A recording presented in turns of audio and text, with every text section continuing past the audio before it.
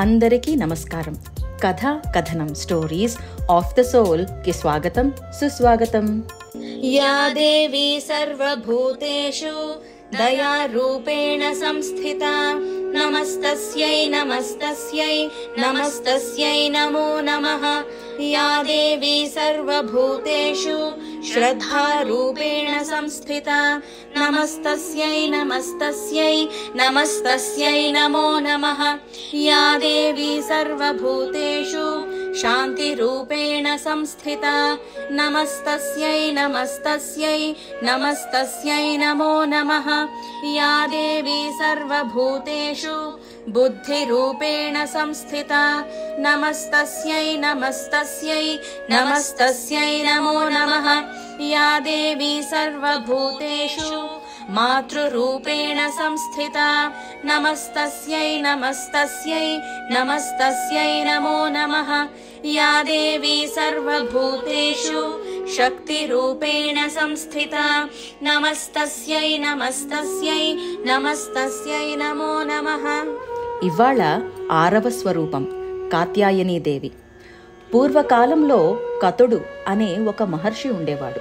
అతడు సామవేద పండితుడు. ఇతని కుమారుడు కాత్యాయనుడు. ఇతను విశ్వవిఖ్యాతుడైన మహర్షి.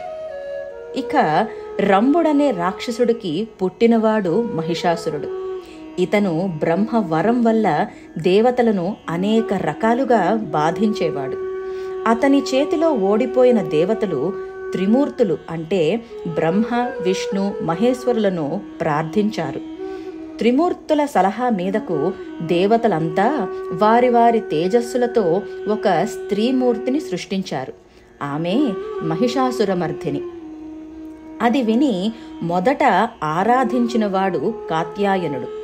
అందుచేత ఆమె కాత్యాయనిగా పిలువబడింది. కాత్యాయనుడు ఈ దేవిని ఆరాధించి తన పుత్రికగా పొందాడు.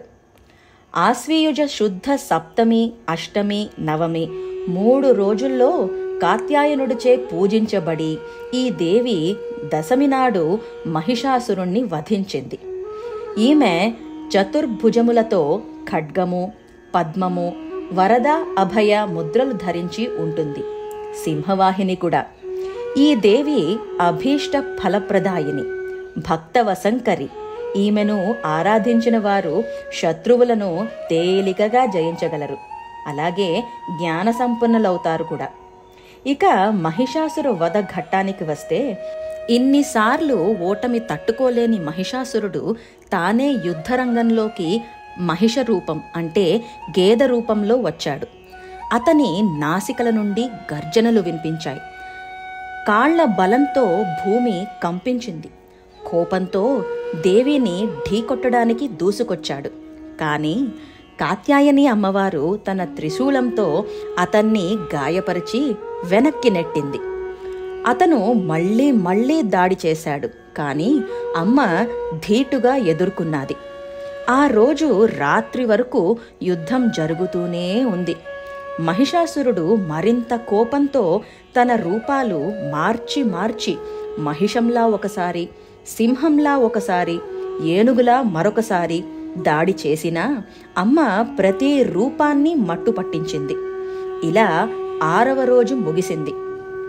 రణభూమి అంతా కాత్యాయనీదేవి గర్జనలతో, ఓడిపోయిన రాక్షసుల కేకలతో మారుమ్రోగింది. ఇక చివరి సమరం దగ్గర పడింది. చంద్రహాసోజ్వలకరా శార్దూలవరవాహనా కాత్యాయనీ శుభం దద్యాత్ దేవీ దానవఘాతిని. వచ్చే కథలో 7వ రూపం కాళరాత్రి గురించి చెప్పుకుందాం. అంతవరకు సెలవు. వెళ్లే ముందు కథ నచ్చితే please like, share and subscribe. Signing off. కథ కథనం స్టోరీస్ ఆఫ్ ద సోల్.